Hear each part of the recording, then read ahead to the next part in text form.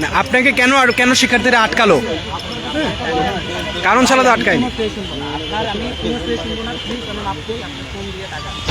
আপনি বাসায় ফোন দেন, আপনি বাসায় ফোন দিয়ে আমাকে 3টা দিন সময়। না না একদিন না 1 মিনিটও না। আচ্ছা ঠিক আছে, ক্যামেরা অফ করেন। এই ভাই ক্যামেরা অফ করা, ক্যামেরার সামনে আপনি টাকা ক্যামেরা অফ করেন, পাওনা টাকা দিন। আচ্ছা ক্যামেরাটা অফ করেন আপনি। ক্যামেরা অন থাকলে তো আপনার জন্য ভালো। ক্যামেরা ছাড়া আমরা থাকতে পারি। একা কেন আবার থাকবে না? আমি কথা বলি, সমস্যা কোথায়? আমি কি দৌড় দিব নাকি? আপনি ক্যামেরাটা রাখেন না ভাই। আপনি ফোন হাত দিচ্ছেন কেন? আপনি ফোন হাত দিচ্ছেন কেন?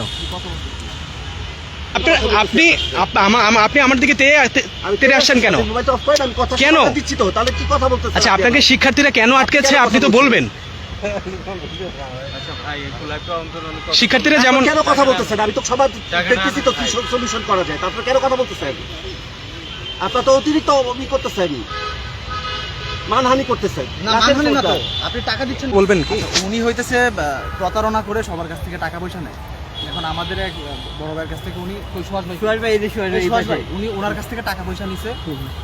তো আমি যেটা দেখলাম হোয়াটসঅ্যাপে লাস্ট 3-4 মাস ধরে ওনাকে নক করতেছি যে ভাই আমার পাওনা টাকাটা আপনি দিয়ে দেন, আমার টাকা খুব দরকার। সে তো আজকে তাকে কোনোভাবে এখানে পাওয়া গেছে, এই জন্য তার কাছ থেকে টাকাটা আদায় করার চেষ্টা করা হচ্ছে। মানে ওনাকে ফোন দিলে আপনি কি ফোনে পাচ্ছিলেন না এরকম না, কিছু? ফোনে পাওয়া যাচ্ছিল না এবং উনি আজকে কুয়েত মন্ত্রী হলে রেজিস তানজিরা তামিম হাফসাকেও উনি মানে টাকা নেওয়ার জন্য এসেছিলেন এবং লিটারালি উনি খুবই ফ্রড। উনি বলে যে ফোনে মানে ওনার হোয়াটসঅ্যাপে বলে যে আমার ম্যানেজার কথা বলতেছে, এই কথা বলতেছে। আলটিমেটলি উনি সব, কিন্তু ওনারা একটা এজেন্সি খুলে বসছে এবং গ্রুমিং এর নামে ওনারা আসলে নানানভাবে টাকা হাতিয়ে আপনার থেকে কত টাকা নিয়েছে? প্রায় 37,000 টাকা।